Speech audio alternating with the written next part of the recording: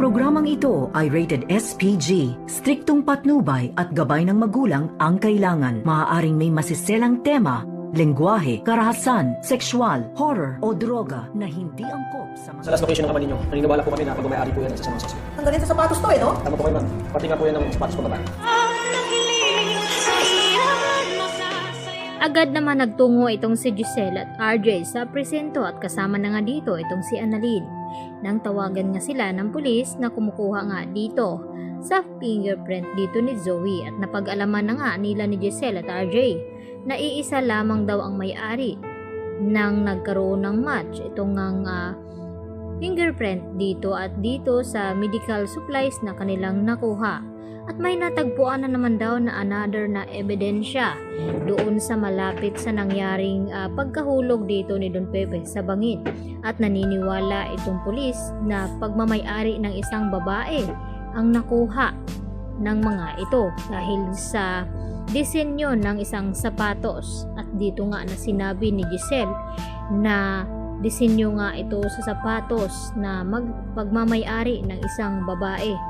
Kaya agad naman na mas naragdagan pa ang kanilang kutob na baka si Moira nga daw at itong si Zoe ang salarin.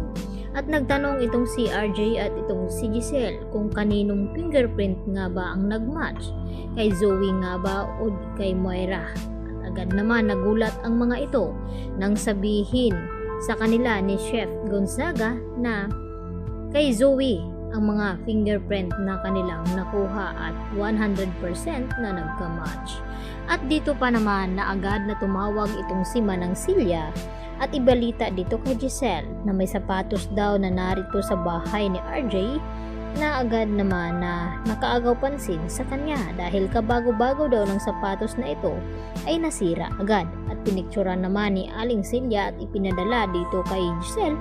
At agad na umuwi itong si Giselle upang makumpirma niya kung kay Zoe nga ba ito. At dito nga nagulat itong si Giselle nang mapagtanto na kapareho ito sa ebidensya na ibinigay ng mga pulis sa kanila. At wala nang duda, kumpirmado na ni Giselle na ito ngang si Zoe ang isa sa mga mastermind ng nangyari dito nga kay Don Pepe. At agad din na tinawagan ni Giselle itong si RJ upang ipaalam na nakita na nga niya ang disenyo ng isang sapatos doon sa bahay dito ni RJ. At dito naman na nabalitaan ni Moira na nakarating na nga dito kina Giselle at RJ ang resulta di umano ng fingerprint dito ni Zoe. At gulat na gulat naman itong si Moira at hindi na nga siguro nila magagawan pa ng paraan. At gustong gusto na nga ni Zoe na umamin daw dahil hindi daw siya titigilan ni Don Pepe na takutin at konsensyahin hanggang hindi siya aamin. At dito naman nagalit ng husto itong si Moira kay Zoe na kahit anong mangyari ay wag daw ilagay ni Zoe sa alanganin ang kanilang mga sarili at wag daw siya aamin dahil tatakasan na lamang daw nila itong mga ebidensya na hawak ng mga pulis ngayon.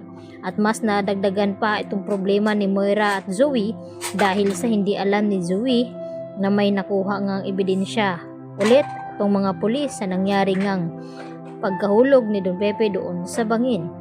At naniniwala ito na malakas ang ebidensya na ito dahil sa sapatos nga mismo ni Zoe na nakuha nga nila ito. Kaya agad naman na hanggang umiyak na lamang ang ginagawa ni Zoe dahil sa marami na ngang ebidensya na nakuha itong mga pulis, kaya malabo na nga matatakasan pa dito ni Zoe at Moira ang mga ebidensyang hawak ng mga kapulisan ngayon. Samantala, nagdududa na rin itong si Dr. Antonio Luke na kung bakit parang napapraning na nga itong si Zoe sa kakaisip dito kay Don Pepe na parang palagi daw nagpaparandam sa kanya at tinatakot.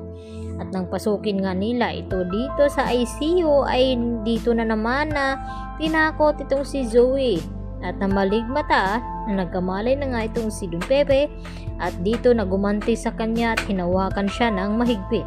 Hanggang sa napasigaw na lamang itong si Zoe na ikinagulat naman ni Dr. Antonio.